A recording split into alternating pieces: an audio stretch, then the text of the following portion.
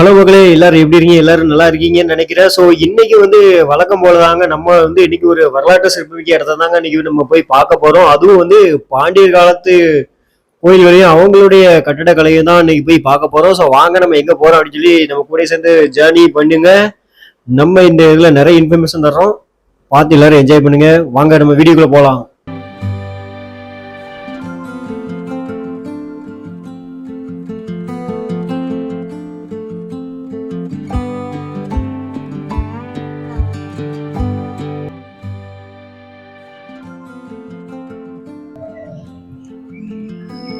Hello guys, welcome back to my channel. So இன்னைக்கு நம்ம எங்கே வந்திருக்கோம் அப்படின்னு பார்த்தீங்கன்னா, இன்னைக்கு கழுகுமலையில் இருக்கிற முருகன் கோயிலுக்கு வந்துருக்காங்க.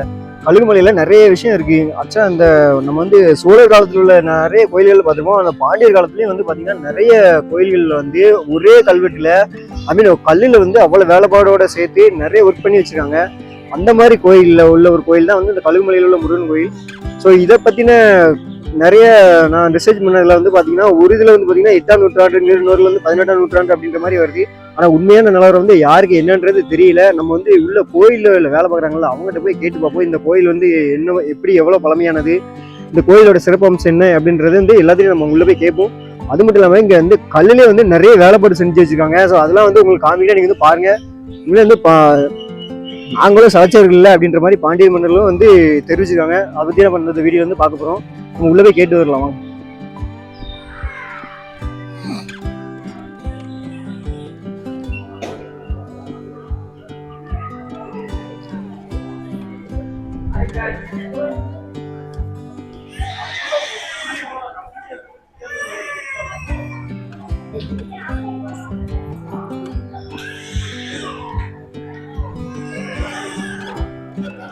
நம்ம அப்படியே உள்ள வந்தோம்னு வச்சுக்கோங்களேன், இந்த கல்லுலேயே நிறைய வேலைப்பாடு செஞ்சு வச்சுருக்காங்க. ஸோ அதெல்லாம் அவங்க காமிப்பாங்க. கல்லுலேயே நிறைய வேலைப்பாடு செஞ்சு வச்சுருக்காங்க. அது மட்டும் இல்லாமல் இங்கே நம்மளுடைய ராசி இருக்கு பார்த்தீங்கன்னா, அந்த ராசி ஒரு கல்லுலேயே செதுக்கி அதை மேலே வச்சுருக்காங்க. அதையும் நீங்கள் பாருங்க.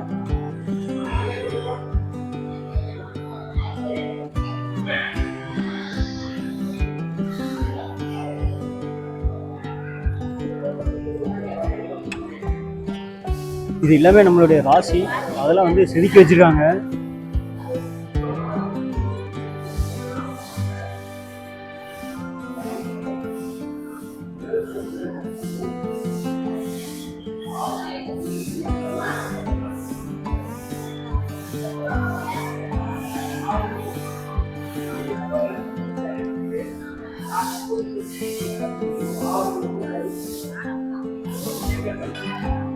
இந்த கோயிலில் பார்த்தீங்கன்னா ஆக்சுவலாக ஒரு மலையை குடஞ்சி தான் இந்த கோயிலுமே எடுத்து வச்சுருக்காங்க அப்படின்ற மாதிரி சொல்கிறாங்க. அந்த கோயிலில் உள்ள அந்த பூசரிட்டே நம்ம கேட்டுப்போம். அந்த கோயில் என்னென்ன ஃபங்க்ஷன் சிறப்பு அப்படின்னு சொல்லி கேட்டு பார்ப்போம்.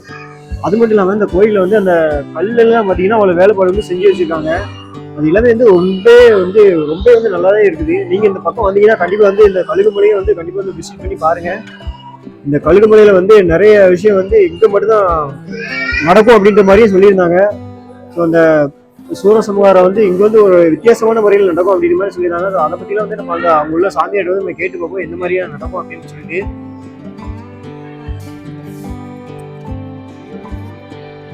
வெற்றிவேல் முருகனுக்கு அரோகரா, கழுகாசுரமூர்த்திக்கு அரோகரா, கழுகுமலை முருகனுக்கு அரோகரா.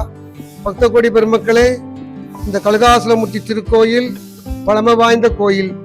இந்த கோயில் அதிமருத பாண்டியன் என்பவரால் கட்டப்பட்டது. இது சுமார் 3500 ஆண்டுகளுக்கு முன்பு பழமை வாய்ந்த கோயில். இந்த கோயிலுடைய தனி சிறப்பு என்னன்னா, இங்க 6 கைகள் ஒரு முகம், 6 கைகள் கொண்ட சூரபத்மானை அங்க அழித்துவிட்டு இங்க இந்த சினத்தை குறைப்பதற்காக அமர்ந்த இடம் என்று சொல்கிறார்கள். இதுல 6 கைகளுடன் அவர் இங்க அமர்ந்திருக்கிறாரு. வள்ளி தெய்வானை இங்க கிடையாது, வள்ளி தெய்வானை கிடையாது. அதன் பின்பு அடியார்கள் பிராமணர்கள் அந்த முருகனை அபிஷேகம் செய்ய முடியவில்லை, தொட முடியவில்லை என்று சொன்ன பிறகு ஐதீகம் கொண்டு வள்ளி தெய்வானை அமர்த்தினார்கள். அந்த வள்ளி தெய்வானை சரியாக தெரியாது, நல்லா பார்த்தாதான் வள்ளி தெய்வானை இருக்க தெரியும். அப்படிப்பட்ட ஸ்தலம் இந்த ஸ்தலம். இது தென்பழனி என்று அழைக்கக்கூடிய ஸ்தலமாக விளங்குகிறது. இதில் என்ன தென்பலினா, பழனியில மேற்க பார்த்து அமர்ந்திருக்கு போல இந்த முருகனும் மேற்க பார்த்து அமர்ந்து அகத்தியருக்கு காட்சி கொடுக்குவதாக ஐதீகம். இந்த கோயிலில் எல்லா விதமான திருவிழாக்களும் ரொம்ப சிறப்பாக நடக்கும். வைகாசி விசாகம், மாசி மகம்,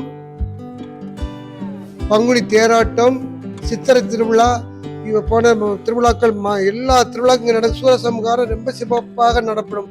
எல்லா கோயில்லையும் சூரசம்ஹாரம் ஒரு மாதிரியா நடக்கும். இந்த கோயில மனிதனும் போலியே சூரம் செய்து முக்கியமானது சொல்லுது என்னன்னா, பௌர்ணமி மாசந்தோறும் பௌர்ணமி ரொம்ப சிறப்பா நடக்கும். திருவண்ணாமலைக்கு அடுத்தாப்புல கழுகுமலையில மலையை சுத்தது கழுகுமலையில மட்டும்தான் ரொம்ப சிறப்பா இருக்கும். ஒரு தடவை பௌர்ணமிக்கு வந்து பாருங்க, ரொம்ப விசேஷமா இருக்கும். ஆமா, ரெண்டாவது என்ன, தாரகாசூரன் வதம் கழுகுமலையில மட்டும்தான். உலகத்திலே தாரகாசூரன் வதம் கழுகுமலையில மட்டும்தான், வேற எங்கேயும் கிடையாது. ஒரு முகமும் 6 கரம் வச்சு முழுவதும் கழுகுமலையில மட்டும்தான். ஆமா, ரொம்ப விசேஷமான கோயில். குழந்தைக்கு, கல்யாணத்துக்கு, ரொம்ப செவ்வாய்க்குள்ள ரொம்ப பேருவான முருகர் மேற்க பார்த்து இருக்காரு. வாங்க, மாசத்துல ஒரு நாள் பௌர்ணமிக்கு வாங்க, ரொம்ப விசேஷமா இருக்கும்.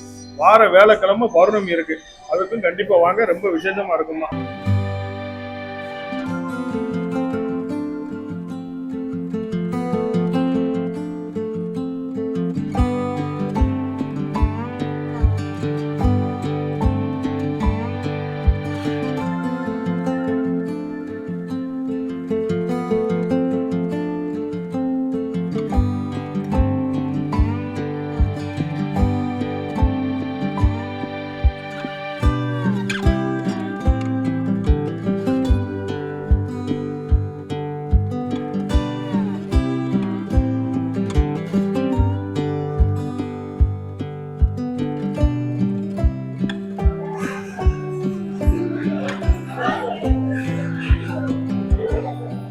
இந்த கோயிலுக்குமே வந்து நிறைய பேர் வந்து வந்துட்டு தாங்க இருக்காங்க. அதாவது சண்டேனாலும் சரி, இந்த கோயில் வந்து எப்போதுமே வந்து கொஞ்சம் கூட்டமாக தான் இருக்குது. அதுவும் இல்லாமல் பௌர்ணமி வந்து ரொம்பவே வந்து ஃபேமஸாக இருக்குமா அந்த கோயில். ரொம்பவே வந்து பௌர்ணமி தான் வந்து நிறைய அபிஷேகங்கள் எல்லாமே நடப்பாங்க சொல்லியிருந்தாங்க.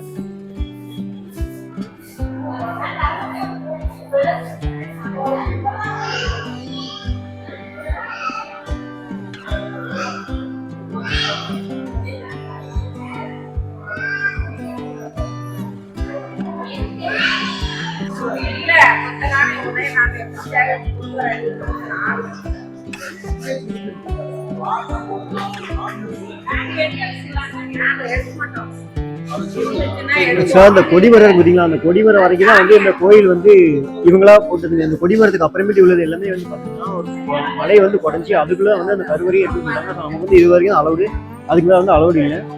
நம்மளும் இங்க வந்து ஒரு தரிசனம் முடிச்சுட்டு அப்படியே நம்ம வந்து வெளியில வந்து கிளம்பலாம். இது எல்லாமே ஆக்சுவலா ஒரே பாரவாங்க. இதுக்குள்ளதான் வந்து அந்த சந்தனி இருக்கு. ஸோ அப்படியே எல்லாருமே வந்து சாமி கும்பிட்டு இந்த வழியா வெளியே வராங்க. ஆக்சுவலா இது எல்லாமே வந்து ஒரே மலை தான் இது.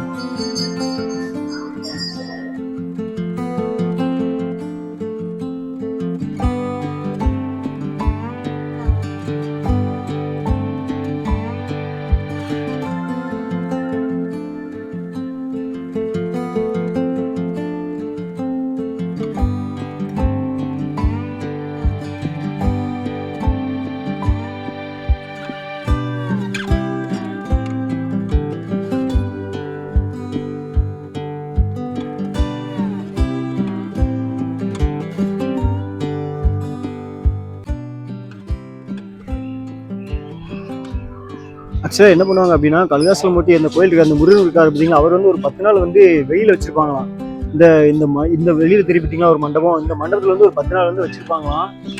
அது வந்து எதுக்காக அப்படின்னா, அவர் வந்து ஒரு ரெஸ்ட் எடுப்பாராங்க. அது வந்து எதுக்காக ரெஸ்ட் எடுக்கிறாரு அப்படின்னு சொல்றது நம்ம வந்து அவங்க வந்து கேட்டு பார்ப்போம். அது இல்லாமல் ஒரு அழகான தெப்ப குளம் வேற இருக்குது பாருங்க. கடம்பை வரும், கடம்பை இருப்பார். ஆக்சுவலாக இந்த குளம் இருக்குங்களா, இதுல இருந்தா வந்து இந்த கழுகுமலைக்கே ஊர்ல மக்களே வந்து இதுல இருந்து தண்ணி குடிச்சிருந்தாங்களா. அதுக்கப்புறம் என்னாச்சு அப்படின்னா, நம்ம நாளடி வளர்ச்சியாக அதுக்கு அப்புறமேட்டு என்ன பண்றாங்க அப்படின்னா, அவங்க வந்து எல்லாமே தண்ணி வசதி எல்லாமே வந்ததுக்கு அப்புறமேட்டு இது வந்து ஒன்லி வந்து அபிஷேகத்துக்கு மட்டும்தாங்க இருந்தது. இங்க இருந்து தண்ணி எடுத்துட்டு போயிட்டு இருந்திருக்காங்க.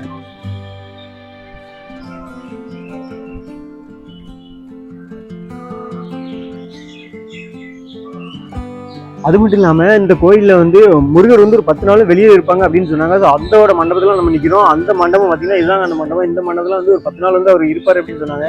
எதுக்காக அப்படின்னா ஆக்சுவலாக அது வந்து வைகாசி விசாகம் டைம் பார்த்தீங்கன்னா இந்த மண்டபத்தில் வந்து இருப்பாராம். அதுவும் எதுக்காக அப்படின்னு சொல்லிட்டு நம்ம அங்கே உள்ளவட்டியே வந்து கேட்டு தெரிஞ்சுக்கலாம். வைகாசி விசாகம் 10 நாள் திருவிழா மிக சிறப்பாக நடக்கும். இந்த 10 நாள் திருநாளையும் முருகர் வெளியே செல்ல மாட்டார். அங்கேருந்து முருகர் இங்கே வந்து இந்த இடத்துல உட்கார்ந்து தீபாவளி நடக்கும். அடுத்து இங்கேருந்து உள்ளே போயிடுவார். எந்த திருவிழாவுமே அப்படி நடக்காது. வைகாசி விசாகம் 10 நாள் திருவிழா மட்டும் முருகன் இங்கே வருவார். இந்த அகல் குழாயை பாருங்க, இது காட்டுங்க. இந்த அகல் குழாய் இங்கே வந்து தண்ணி கட்டி வைப்போம். இது சுற்றி இந்த மண்டபத்தை சுற்றி இந்த அகல் குழாய் இருக்குது. இந்த அகல் குழாயில் தண்ணி ஊற்றி வச்சு முருகன் வந்து இங்கே வந்து அமர்ந்து தீவாரம் நடக்கும். தீவாரம் நடந்த பிறகு இரவில் வந்து சுண்டலும் பானக்காரும் பிரசாதமாக கொடுக்கப்படும்.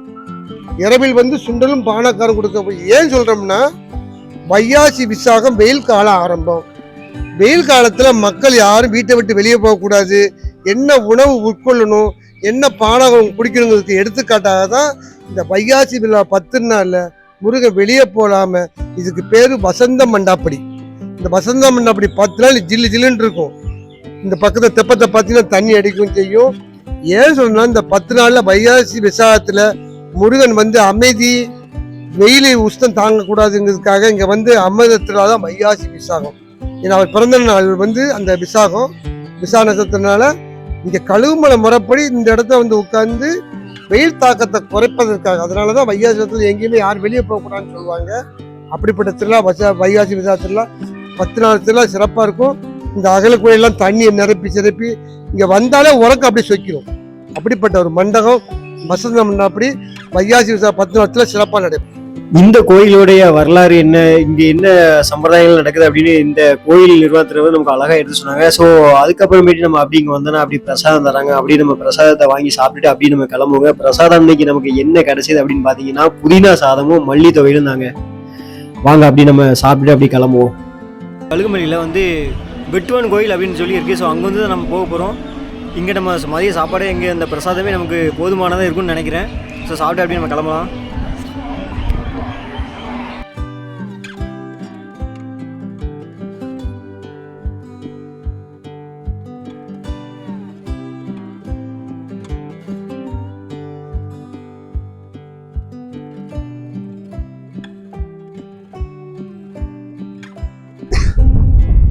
ஹலோ கைஸ், இப்போ வந்து நம்ம எங்கே வந்துருக்கோம் பார்த்தீங்கன்னா ஆக்சுவலாக வந்து தென்னிந்தியனுடைய எல்லோரும் அப்படின்னு சொல்லக்கூடிய அந்த ஒரு இடத்துக்கு தாங்க வந்திருக்கோம். அந்த ஒரு குகைக்கு தான் வந்திருக்கோம், குகைன்னு கூட சொல்லலாம். ஸோ இது வந்து யாருன்னா பாண்டிய காலத்தில் 8ஆம் நூற்றாண்டு 12ஆம் நூற்றாண்டு வரைக்குமே வந்து இந்த இடம் வந்து ரொம்பவே வந்து சாமசானுக்கு பாண்டியனுடைய கட்டுப்பாட்டில் இருக்குது. அது மட்டும் இல்லாமல் அந்த நூற்றில் வந்து ஜைன புத்த துறவிகள் இருக்காங்க பார்த்தீங்களா, அவங்களும் வந்து இந்த இடம்லாம் இருந்தாங்க அப்படின்ற மாதிரி சொல்கிறாங்க. ஸோ இது வந்து ஒரு வெட்டுவான் கோயில் அப்படின்ற மாதிரி சொல்கிறாங்க. நம்ம மேலே போய் பார்ப்போம் இந்த கோயிலில் வந்து என்னென்ன சிற்பக்கலை வந்து யூஸ் பண்ணியிருக்காங்க, இந்த கோயில் வந்து எப்படி இருக்குன்னு நம்ம மேலே போய் உங்களுக்கு காட்டுறேன். இந்த இடமே பார்க்க வந்து ரொம்ப சூப்பராக இருக்குது. ஆக்சுவலாக மழை காலத்தில் வந்தால் இன்னுமே வந்து ரொம்ப நல்லா இருக்கும்னு நினைக்கிறேன். இப்போ வந்து பார்த்தீங்கன்னா மொட்டை வெயில் அடிக்குது, இருந்தாலுமே வந்து நல்லா தாங்க இருக்குது. ஆக்சுவலாக காற்று வேறு இருக்கிறனால நமக்கு வந்து ஒன்றும் தெரியல. அவங்க காட்டுற மாதிரி சுற்றி காட்டுற மாதிரி நீங்கள் எப்படி இருக்குன்னு பாருங்கள். இந்த இடம் வந்து ரொம்ப பார்க்குறதுக்கு வந்து அவ்வளோ சூப்பராக இருக்குது. ஆனால் மழை காலத்தில் வந்து வச்சுக்கோங்களேன் வேறு லெவலில் இருக்கும். அங்கெல்லாம் பார்த்தீங்கன்னா ஒரு பழைய காலத்து பில்டிங்லாம் இருக்குது. நம்ம அதெல்லாம் என்னன்ற போய் பார்ப்போங்க. அந்த காலத்தில் பாண்டிய மன்னர்கள்லாம் வந்து நிறைய இந்த மாதிரி சுவடுகள்லாம் அங்கங்கே வந்து விட்டுட்டு போயிருக்காங்க.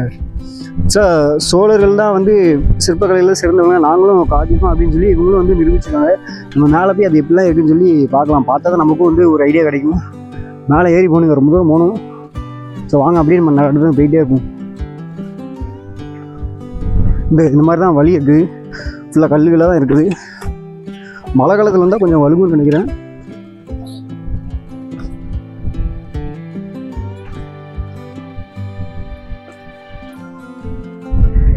பார்த்தீங்களா எப்படி போகுதுங்க.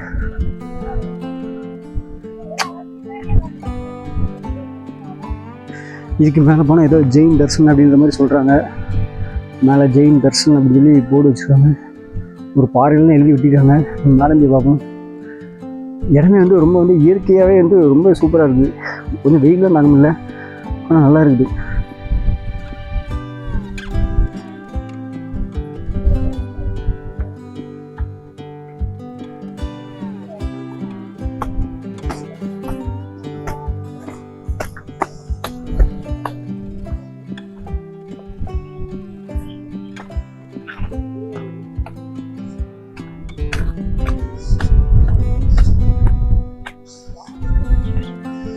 இன்னும் தெரியல, இந்த மாதிரி அங்கங்கே வந்து ரத்தக்கரையாக வர இருக்குது. என்ன இதுன்னு தெரியல, இது பழி கொடுத்துருக்காங்கன்னு தெரியல.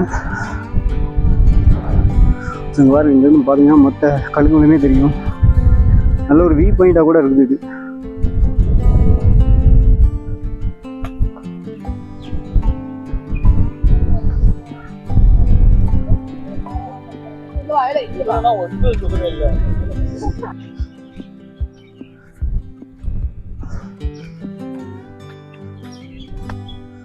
அப்படியே கொஞ்சம் நம்ம டேப்பராக தான் இது ஏறிட்டு இருக்குது.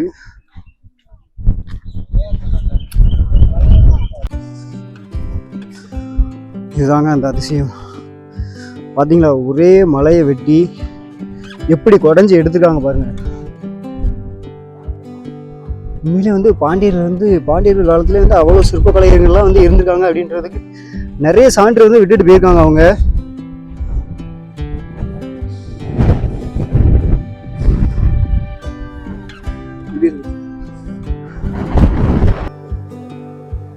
ஸோ நம்ம இங்கே வந்து பார்த்ததுல இந்த கோயில் வந்து ரொம்பவே வந்து அற்புதமாக இருக்குதுங்க. ஆக்சுவலாக இது வந்து பாதியிலே கைவிடப்பட்ட மாதிரி தான் இருக்குது. ஏன்னா இதுக்கு அப்புறமேட்டு அப்படியே உள்ளே போனீங்கன்னு வச்சுக்கோங்களேன், ஒரே ஒரு விநாயகர் சிலை மட்டும்தாங்க இருக்குது.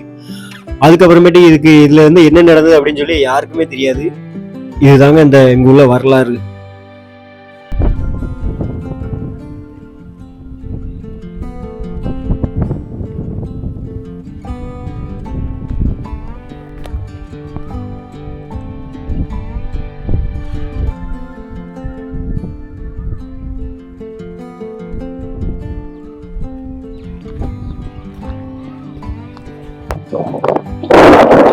அதுக்குள்ள இருக்குங்களா, அதுக்குள்ள வந்து பாண்டி மன்னருடைய சிற்பர் வந்து வெட்டோன் கோயில் இருக்கு பார்த்தீங்களா, அதுக்குள்ள ஆக்சுவலா அதுக்குள்ள வந்து ஒரே ஒரு விநாயகர் சிலை மட்டும். அதுக்கப்புறம் வந்து அது வந்து என்னாச்சு அப்படின்னு தெரியல. அதுக்கப்புறம் வந்து அதை வந்து டிஸ்கண்டினியூ பண்ணிட்டு அப்படியே போயிட்டாங்க. அதுக்கப்புறம் வந்து அவங்களால தொடர முடியல, இல்லை அவங்க ஆட்சியெல்லாம் முடிஞ்சுதா, அதுக்கப்புறம் வந்து என்ன நடந்தது அப்படின்ற வரலாறு வந்து இது வரைக்கும் இல்லாம தான் இருக்கு அப்படின்னு மாதிரி சொல்லிட்டாங்க.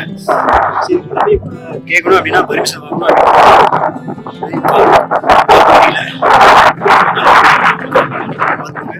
ஆனா இதுவே வந்து ஒரு வரலாற்று சிறப்புமிக்க இடம் தாங்க இந்த வெட்டோன் கோயில் அப்படின்றது.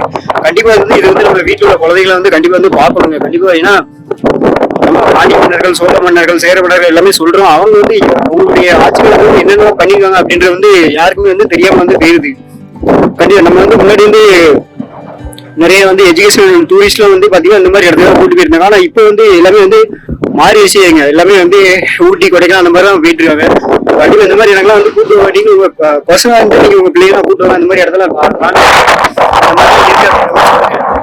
கண்டிப்பா வந்து வரலாறு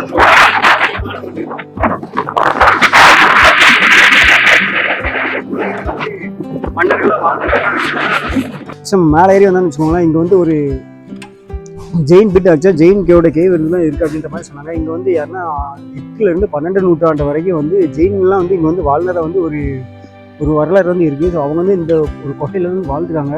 அதோட இதெல்லாம் பாருங்க, இப்போ வந்து உள்ள வந்து அளவு கிடையாது. ஸோ அது வந்து வெளியிருந்து உங்களுக்கு காமிக்கிறேன், நீங்கள் வந்து பாருங்க.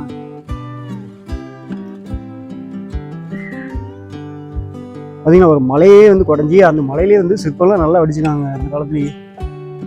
இப்படி இருக்கும். அந்த காலத்தில் வந்து நிறைய சிற்பிலாம் வந்து நிறைய இருந்திருக்காங்க.